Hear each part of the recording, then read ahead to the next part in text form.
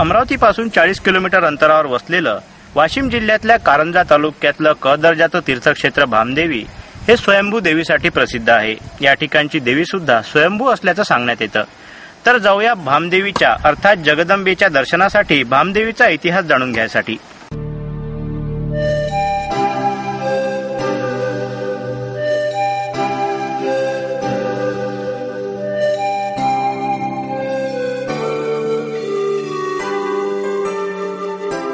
अमरावती जिल्ह्यापासून जवळच वाशिम जिल्ह्यातल्या कारंजा तालुक्यात भामदेवी पंचक्रोशीतील आराध्य दैवत असलेल्या ग्रामदेवता कुलस्वामिनी श्री जगदंबा देवीचं मंदिर हे अतिप्राचीन आहे। मंदिराच्या बांधकामावरून ते मोगलकालीन असावं असं वाटतं।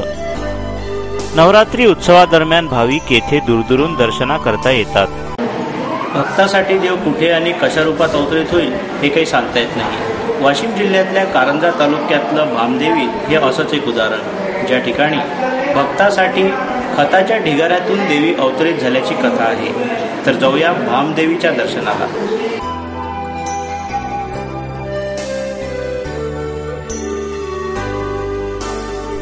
मंदिरामध्ये देवीची मूर्ती 3 फूट खोलीवर वसलेली आहे। देवीची शेंदुराची मूर्ती पूर्ण रूपात नसून फक्त गळ्यापर्यंतचा भागच दिसतो।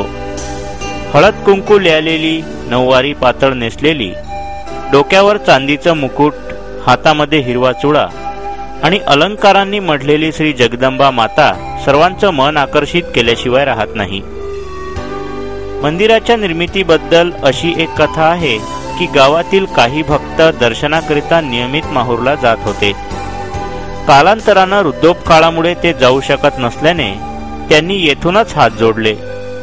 तेव्हा येथील एक पाटील व एक कुलकर्णी यांच्या स्वप्नामध्ये साक्षात्कार झाला व मातेने दिशानिर्देश केल्याप्रमाणे त्यांनी उकंडा अर्थात केरकचरा टाकण्याचं ठिकाण साफ केल्यावर तेथे श्री जगदंबा माता प्रकट झाली। माहूरच्या देवीचं प्रतिरूप म्हणून या देवीला ओळखलं जातं। दुसरे असे की गावाच्या नावातच हा सर्व इतिहास दडलेला आहे। भा अधिक अंब म्हणजे भांब, म्हणजेच भूगर्भातून निघालेली अंबा।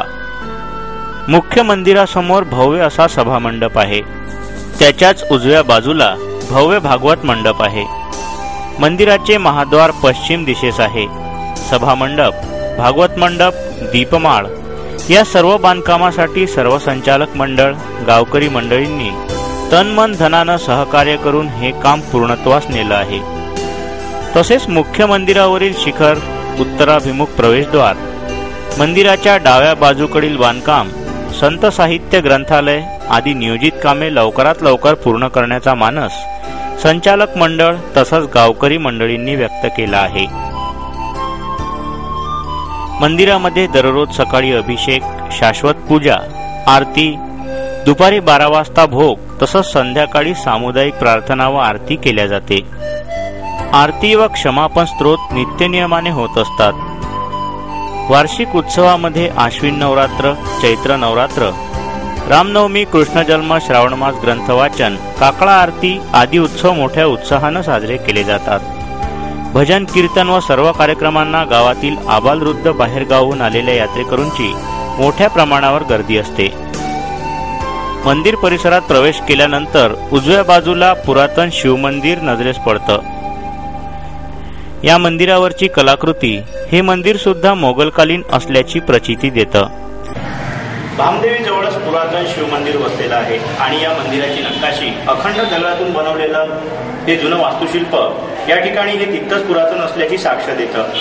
पारंपरिक पद्धतीनं ज्या पद्धतीनं आपण पुरातन मंदिरामधली शिवलिंग पाहतो, जमिनीपासून जवळजवळ 4 फूट खोलीवर वसलेलं हे शिवलिंग आणि या मंदिराची नकाशी, पुरातन काम, जुन्या दगडी भिंती, मंदिराची बनावट याच्यावरून आपल्याला हे मंदिर तितकंच पुरातन आणि खरोखर मोगलकालीन असल्याचं वास्तव्याचं आपल्या समोर येतं। या ठिकाणचं पुरातन शिवलिंग आणि शिवपार्वतीची मूर्ती मन मोहून टाकते।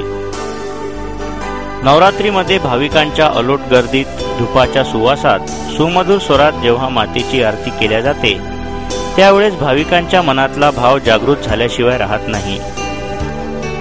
अशा या पावन पुण्यक्षेत्री मातेच्या दर्शनाला आल्यावर मन प्रसन्न होतं। प्रशासनाकडून क दर्जाचं तीर्थक्षेत्र म्हणून घोषित करण्यात आलेलं भामदेवी हे पर्यटन स्थळ म्हणूनही विकसित होऊ शकतं, परंतु त्यासाठी प्रशासनानं व संबंधित विभागानं आणि जनप्रतिनिधींनी ही गोष्ट मनावर घेणं तितकंच आवश्यक आहे.